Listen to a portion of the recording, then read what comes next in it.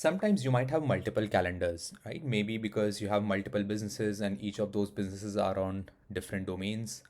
Or maybe you just have a separate calendar for your work and a separate one for your personal things, right? So in all these cases, Lunacal gives you multiple options to sort of ensure that the right calendar gets booked and the conflicts are also checked across the right set of calendars.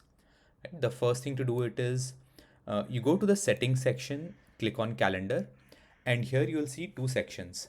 You can add more calendars and then specify which are the calendars that you want Lunacal to check for conflicts. So in this case, for example, I have asked Lunacal to check conflicts across all these three calendars, which means that in case, let's say, I have these three different businesses, it'll ensure that even if meeting is booked on any one of those businesses calendars, it doesn't allow anyone else to book time because I would be busy during that time, right?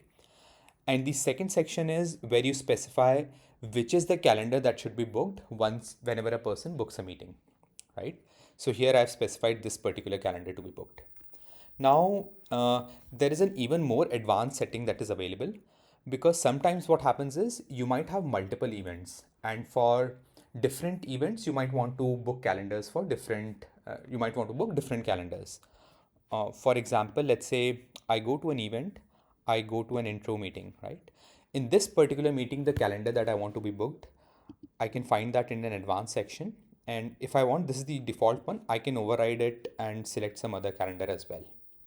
So for this particular meeting, then the calendar that I select that will be booked. And for another different event, I can select a different calendar.